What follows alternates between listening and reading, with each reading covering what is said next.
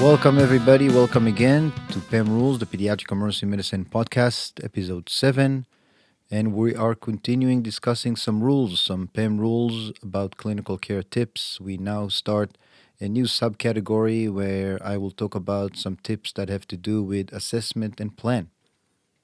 Rule number 27, every patient needs an assessment and a plan. This is a great rule to teach interns and medical students who I find often are very focused on the history and the physical exam, and they kind of get stumbled when it gets to deciding what the management is and what we're actually going to do. I often remind them that every patient needs an assessment and a plan. As a physician/leader, it is important to make decisions and follow them through. So after your patient encounter, think about your differential diagnosis, and once you have that differential diagnosis, based on that differential diagnosis, think of your assessment and decide what the plan is. And the assessment and plan can be something as simple as, I think this child is a URI, he looks great, my plan is to give him Motrin, Dr. Ivan, and sending home after I educate the mom about signs and symptoms to look out for at home. And that's totally fine. That is an assessment and that is a plan. That's actually a very common assessment and a very common plan in the pediatric emergency department. The plan can certainly be something like, I think the kid can be discharged now. I don't think he has a surgical abdomen. His exam is very benign. His vital signs look fantastic. That's great. The assessment and plan can be, I think this kid needs some Tylenol and some reassurance for the mom and he can be discharged. Again, that is a very legitimate, common plan in my world. Not every patient, in fact, most patients do not need a workup, do not need to be in the pediatric emergency department for too long. History and physical exam are often sufficient. So every patient needs an assessment and every patient needs a plan. Rule number 28, get a good story. HPI is the most important thing you can do in your patient encounter. This is something I tell my residents all the time, especially the ones I feel like are rushing to see as many patients as they can, and they often spend very little time in the room talking to the mom. I actually think this has been studied before. I think there have been studies about how physical exam has so little contribution to what we do, whereas the HPI and the past medical history are a lot more significant. And I personally find in my work experience that HPI is the most contributory part of my assessment and my plan. As somewhat of an experienced provider, it is often all I need since the physical exam is mostly normal or confounded by crying child. I have several examples to demonstrate that rule, and my favorite example is a patient that I saw a few months ago in the pediatric emergency department. While I was sitting at my desk, one of our pediatric residents went to see a patient, and on the tracking board I can already see the patient is 8 months old with chief complaint of blood in the stool.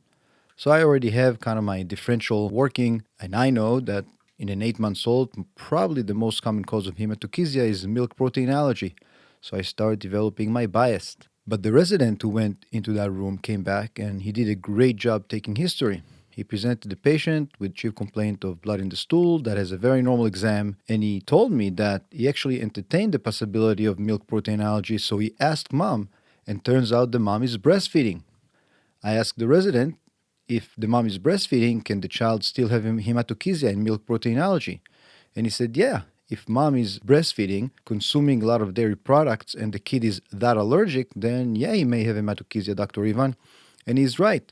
But again, he did a great job taking history, and he already elicited from the mom the information that she actually discussed that with her primary care, and she is no longer consuming any dairy in her diet. Fantastic. Then the resident continued to tell me that mom has mentioned, although he did not see it, that the patient has been very fussy in the last few hours, and his fussiness seems to be intermittent. Great history. So now I have an 8 months old who has essentially no chance of having milk protein allergy with blood in the stool, and he's fussy. I think you figured it out by now. This kid very likely has intussusception, and guess what? I sent him to ultrasound, and that's exactly what he had. And I've never even seen it. And I knew that because I had a resident who took a very, very good history. So don't forget rule number 28. Get a good story. HPI is the most important thing you can do in your patient encounter. Rule number 29. When taking history from a child, especially in a suspected child abuse case, Use WH, not yes no questions. This is a term I'm familiar with as someone who studied English as a second language in school and learned grammar by a set of rules. Somewhere around 5th or 6th grade, we learned how to phrase questions. The first step was yes no questions. Do you like? Did you see? Have you ever had? Etc. etc. Those were easy and straightforward. Answering them was our favorite part of the test since it was the shortest answer ever yes or no. Then came the WH questions, which we hated because they often demanded a long answer. Those were what, why, when, how, although how doesn't start with WH. I guarantee you, when you ask a 4-year-old things like, did someone hit you? You'll get some entertaining answer that is very unreliable. Did so and so did this to you? You will get some random answers, mostly yeses, but asking, hey buddy, how did this happen? Sort of demands or begs for an answer that is simply harder to make up. In same way, if you ask a 5-year-old if his belly hurts, you'll get a yes. So asking where does it hurt is much more helpful. So remember, avoid yes no and ask WH questions. Rule number 30. Before discharging a child who was recently operated on, speak to the surgeon. This rule encompasses some professional courtesy as well as recognizing a rule we will discuss later. Stay tuned. I think as a PEM physician, we should recognize that there is only so much we know about surgical issues and complications. If I see a child that recently had surgery, coming with chief complaint X, whatever it may be, I make my assessment and plan, initiate whatever workup I think the patient needs, but before making a disposition decision, I always share my assessment and plan and findings with the patient's surgeon and see if they agree. I think the surgeon appreciates it and sometimes even make me aware of some aspects or complication I was not aware of related to the patient's recent surgery. A consult like that is in the best interest of the patient and helps me maintain good relationship with my surgical consultants. Rule number 31. The more inexperienced you are, the more conservative you should be.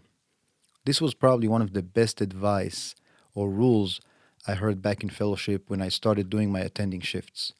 This was a huge milestone in my academic and clinical career, and needless to say, a very nerve-wracking experience, being the sole decision-making on some sick kids, managing 3 or 4 residents at a time. And I remember one of my attendings saw me working hard and focusing on my patient turnover time, and I think I was trying to be like him in some way, trying to be fast and efficient. While this is nice and important, his advice was that as a beginner who has not practiced pediatric emergency medicine for so long, it is very reasonable to obtain labs, obtain imaging, and do a workup on patients since I have seen so little. That advice/rule put me to ease. Of course, he added that with time and experience, a natural shift should take place where I should rely less often and less commonly on tests and workup and be more confident with my assessment and plan and more comfortable with the risk. So if you haven't seen many kids with appendicitis and you see a child with fever, abdominal pain, work him up. Make mental notes on the patient that you see that were positive and learn the pattern. But remember, the more inexperienced you are, the more conservative you should be. So let's review what we learned today. Rule number 27. Every patient needs an assessment and every patient needs a plan. Rule number 28. Get a good story. HPI is the most important thing you can do in your patient encounter. Rule number 29. When taking history from a child, especially if suspected child abuse case, use WH questions, open-ended questions. Avoid the yes-no. Rule number 30. Before discharging a child who was recently operated on, speak to the surgeon. Rule number 31. The more inexperienced you are, the more conservative you should be. That is all for today, guys. Thank you very much for listening. Make sure you tune in for the next episode of PEM Rules, the Pediatric Emergency Medicine podcast. See you next time.